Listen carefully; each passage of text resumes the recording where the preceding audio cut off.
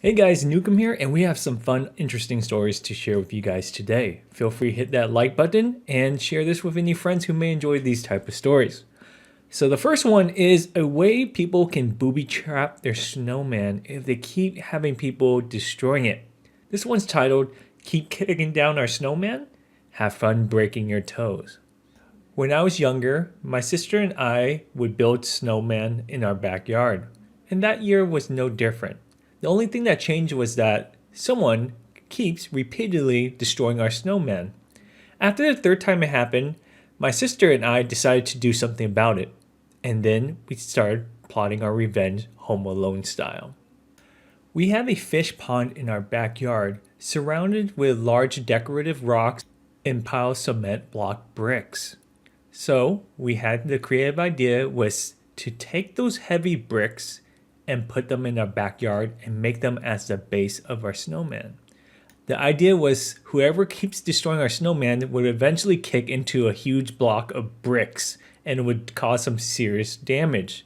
Now that we're older, we realize how bad of an idea that was with lawsuits and all, but we were kids at the time and we wanted to defend our snowman. So my sister and I carried several blocks of concrete bricks from the backyard to the front yard, and it felt like it took forever. I think I was around 9 and she was 11, so we were very small and we had to take several breaks, but we were determined to defend our snowman. Next, we built our snowman using 3 stacks of these concrete bricks as the base. Even though this was bigger than how we usually build our snowman, we were determined that this was too enticing for someone not to kick down. So what took half a day for us to build the snowman around our concrete bricks, we finally settled down and relaxed and decided to watch and wait from a near-off distance. We waited eagerly watching to see who the culprit was and to see what would happen. However, the day ended and nothing has happened. We were very disappointed. However, the next day, my sister and I were in the backyard just playing around in our pond. We were feeding the fish. Then we heard a loud shouting of pain and cursing from the front yard. We rushed to the side of the house to see a couple of older boys standing around where their friend was sitting in the snow clutching his foot. Our snowman did end up getting destroyed, exposing the pile of bricks underneath it. Justice has been served, and we went back to feeding the fish with the biggest grins on our face. After the boys left carrying their injured friend away, we decided to rebuild the snowman, just in case there were other people who were destroying it and not just those boys. But good news, they left our snowman alone, and I think this was a pretty good deterrent, I guess. What's funny is that a couple years later, there's a story on the news that someone built a big snowman off of a sawed down tree trunk, and someone ran their truck into that snowman and destroyed their front end of their truck. Didn't know there was a tree base underneath. I think all this is a pretty good deterrent in my opinion. Let me know in your comment section below. Our next story is titled, I created a point of interest on Google Maps to piss off a wealthy Karen neighbors.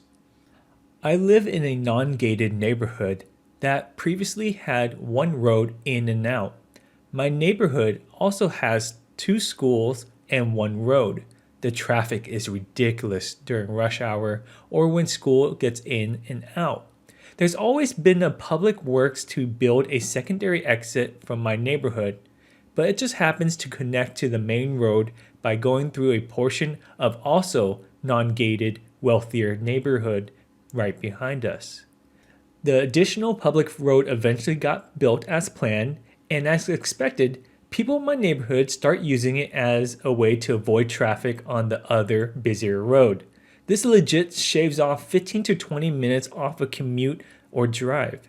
The people in this neighborhood has began posting to theirs and our Facebook page with the most ridiculous things and have gone protest to the city council. The wealthier neighborhood even tried to send my neighborhood HOA bills for the road which we use, which mind you, this is a 100% public road that the city built that they did not even pay for. The last thing they said was this road was a gift from them to us. Overall, they're pretty pretentious folks to be honest, I don't know why they think they're somehow entitled to anything. I'm not an a-hole.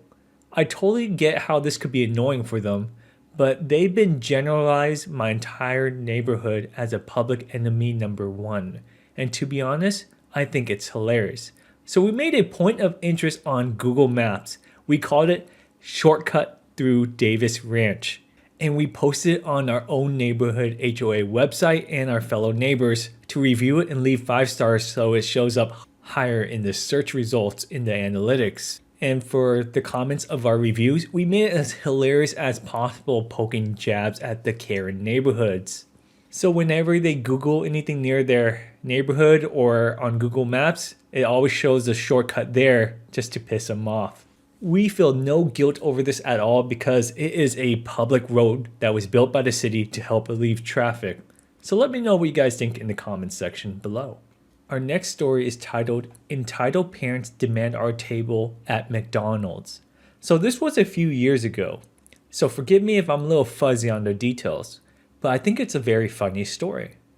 Once when we were visiting my grandma, my dad offered to take us to McDonald's. This was during the holidays, so the place was packed, but we managed to grab the last free table available, and my dad left us with our grandma to save it while he got us food. While we were waiting, this couple with a girl who is a little older than I am comes up and asks my grandma to move. She tells them sorry, no, we're waiting for food, thinking that they thought we were finished eating. The woman tells her she should move because it's their table. They saw it earlier and wanted to sit there when they got their food. My grandma says sorry, but one of them should have sat down and saved it. This woman isn't having it and is saying that we need to move because she has a 7-year-old and she is tired and hungry. My grandma looks at her like she's an idiot. At this point, the dad starts shouting at my grandma to move, and I think my littlest sister started crying. Then my dad came over to see what was happening. As soon as this guy sees him, no joke, he goes white. My dad is one of the sweetest kind of men you will ever meet. He is over 6 foot tall and looks very well built since he's an ex-rugby player who's also very protective of his daughter and can get scary when it comes to looking out for us. Clearly, it's one thing to try to bully an old woman than trying to bully a big angry man. They end up backing away and storming out with the mom screaming she will never set foot in McDonald's again. Judging by the thumbs up from the staff that they were giving us, I don't think anyone was too torn up about it. And for our last story today is titled, Am I an a-hole for leaving for a ski trip while my wife and kids were asleep in bed? My wife and I have a daughter, Chloe. Chloe has autism and developmental delays. Chloe can get very clingy to my wife when she doesn't feel well, and she's been basically sick since Halloween. One thing she does when she doesn't feel well is refuse to sleep without my wife. So almost every night for the past month and a half, my wife and Chloe has been sleeping in the guest room. The problem is, Chloe is a kicker and likes to sprawl out, so my wife doesn't sleep well when she's sleeping next to Chloe.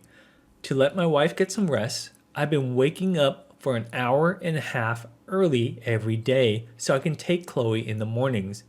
I get her dressed, I do her hair, make her breakfast, and drop her off at daycare. I also play with her during the weekends while my wife locks herself in the guest room to get some sleep.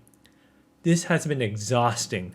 So when my friends invited me on a ski trip last weekend, I obviously wanted to go. I tried to tell my wife about it, but she shut it down immediately.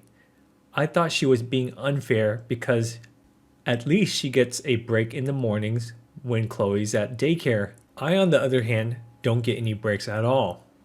So, last weekend, I packed up and left the house before Chloe and my wife got up. I sent her a text telling her where I am and when I'll be back. When I got back, there is a note saying Chloe and my wife is staying at my wife's family's and that she hopes that my trip was worth it. The only time she's spoken to me is when she texted me pictures of Chloe at a park to let me know that she's okay. My friend says that my wife is overreacting and that she shouldn't keep my kids from me, but my mom called me and cursed me out for leaving my wife and Chloe over the weekend. So, am I the a-hole for doing this? Alright guys, let me know all the fun stuff in the comments section below. Don't forget to subscribe, notification bell, and I'll see you guys next time and check the other stories that we have.